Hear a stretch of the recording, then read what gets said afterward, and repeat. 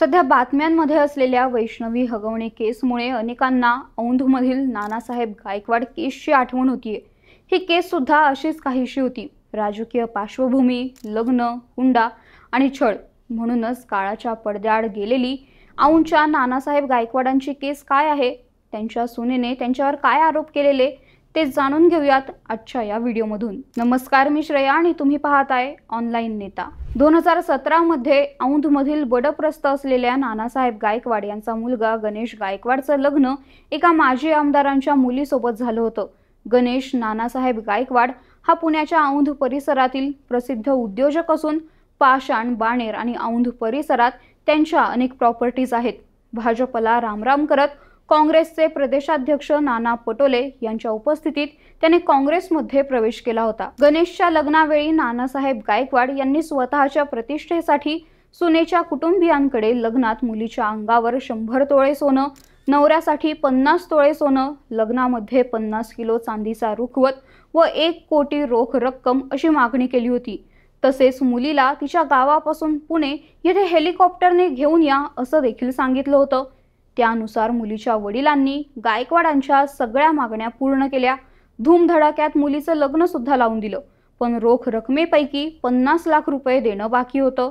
याच 50 लाखांसाठी गायकवाड कुटुंबियांनी त्यांच्या सुनेचा मानसिक आणि शारीरिक छळ करायला सुरुवात केली। सासरच्या छळाला कंटाळून अखेर नानासाहेब गायकवाड यांच्या सुनेने हिम्मत करून पोलिसांमध्ये तक्रार दाखल केली।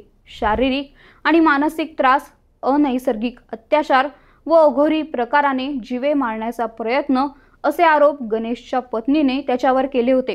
त्यानंतर पोलिसांनी तपास सुरू केल्यावर गायकवाड बाप लेकाचा सगळा कच्चा चिठ्ठा समोर आला आणि त्यासोबतच समोर आलं एक भयानक सत्य। गणेश गायकवाड याच्या पत्नीने दाखल केलेल्या तक्रारीनंतर पोलिसांनी सुरू केलेल्या राजकीय गुरु येमूलचं कनेक्शन समोर आलं। तुझी बायको अवदसा असून पांढऱ्या पायांची आहे, तिची जन्मवेळ चुकीची आहे, त्यामुळे ग्रहमान दूषित झाला आहे। जर ही मुलगी तुझी बायको म्हणून कायम राहिली तर तू आमदार होणार नाही, मंत्री होणार नाहीस, त्यामुळे तिला लवकरात लवकर सोड चिठ्ठी दे। सोबतच मी देतो ते लिंबू उतरवल्यावर तुझ्या मागची पीडा कायमची निघून जाईल, असे गणेश गायकवाडला येमुले नावाच्या बाबांनी सांगितलं होतं। याच बाबाचं ऐकून गणेशने स्वतःचा संसार मोडण्यासाठी आणि पत्नीपासून सुटका मिळवण्यासाठी अनिष्ट रूढी, परंपरा, अघोरी विद्या, अघोरी कृत्य यांचा वापर करण्यास सुरुवात केली। येमूल गुरुजीचे राजकीय पासून प्रशासनातील अनेक वरिष्ठ अधिकाऱ्यांशी नजीकचे संबंध होते। आपला हात पाहण्यासाठी अनेक जण गुरुजीच्या दरबारात हजेरी लावायचे। त्यामुळे या गुरुजीचं ऐकून गणेशने पत्नीवर अघोरी प्रथांचा वापर करून तिचा छळ केला आणि हा छळ असह्य झाल्यावर गणेशच्या बायकोने त्याच्या विरुद्ध तक्रार दाखल केली। पीडितेच्या तक्रारीनंतर पोलीस गायकवाड पिता पुत्रांच्या शोधात होते, पण दोघेही बाप लेक फरार झाले होते। पण पोलिसांनी त्यांचा तपास सुरू ठेवला आणि अखेर 1.5 महिन्यांनंतर गायकवाड पिता पुत्रांना कर्नाटकच्या उडुपीमधून अटक करण्यात आली। अटक झाल्यावर गायकवाड बाप लेकांनी जामिनासाठी सुद्धा अर्ज केला होता, पण त्यांचा तो अर्ज कोर्टाने फेटाळून लावला।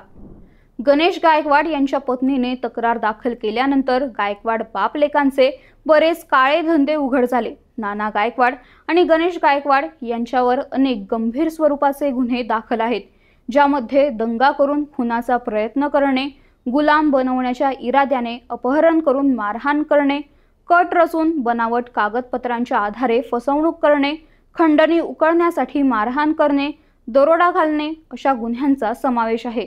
हिंजवडी, सांगवी, चतुर्शृंगी, चंदननगर आणि पौड पोलीस स्टेशनमध्ये त्यांच्या विरुद्ध हे गुन्हे दाखल आहेत। अनेक गुन्हे करून सुद्धा पैसे आणि पावर याच्या जोरावर मोकाट असणारे हे बाप लेक अखेर पोलिसांच्या तावडीत सापडले, ते कायमचेच। आतापर्यंत या बाप लेकावर 3 वेळा मोक्का अंतर्गत कारवाई करण्यात आली आहे।